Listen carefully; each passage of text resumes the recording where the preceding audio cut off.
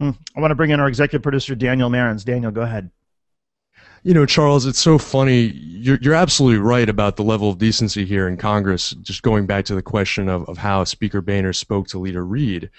But, you know, given that you've probably been around the block once or twice, this isn't entirely new, is it? Right?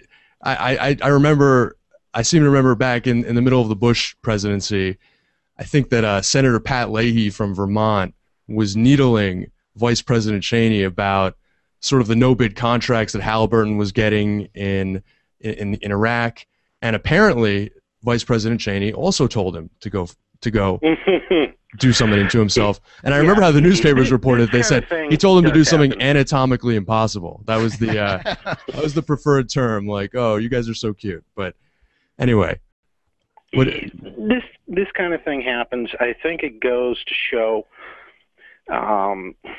the lack of respect for each other in some ways. And when there's no respect, when you feel free that you can talk to somebody like that, quite honestly, how do you work with them?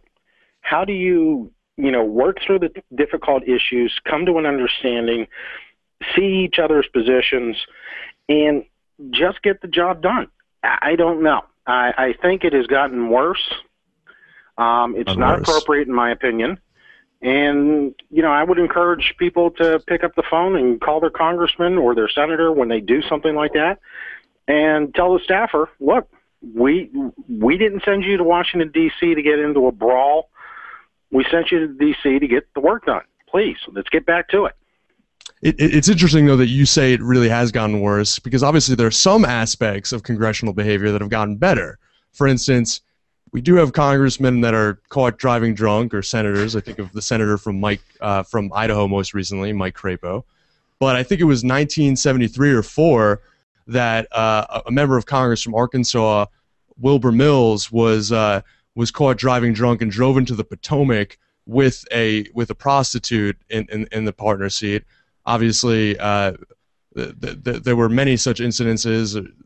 Corruption was perhaps more overt, more out in the open, people getting land deals, getting parts of their houses rebuilt, bags of cash. When we know about Kennedy's election, for instance, in 1960, and how he might have used potentially organized crime connections to get votes in Illinois. So I guess what I'm getting at is it all? Have we moved? Is it one step forward, one step backward? Is it a new kind of corruption, a new kind of disrespect for the institutions? I don't know if it's a new type of disrespect for the institutions. Honestly, again,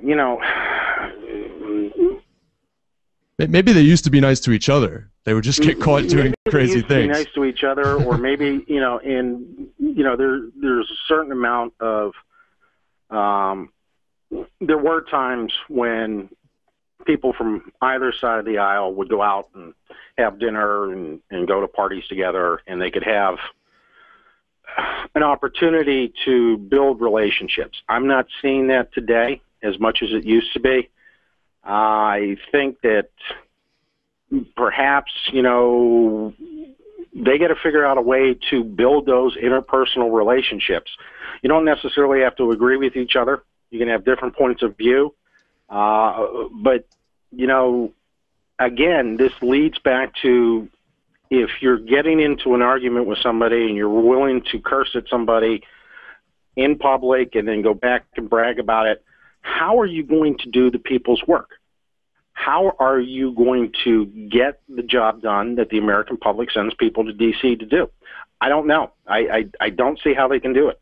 Yeah, and I think the good point, and Daniel Marins is instant messaging me here, because I'm going to wrap up this segment, is that it's about money in a sense, that because they're out there trying to raise so much money and spending so much of their time now, instead of legislating and spending time away from the floor and socializing with one another, they're out there raising more money. So maybe they never really get to know each other. And it's sort of an interesting new argument for public financing of elections, that if we can take away the incentive that lawmakers have to spend so much time having to raise money, then maybe they get to know one another, and maybe the language that they use with one another gets better. In any case, Charles Showalter, always great talking with you, my friend. Charles is the host of Labor's Talk Radio, The Union Edge, Monday through Friday, noon to 3. Charles, thanks for being part of the program.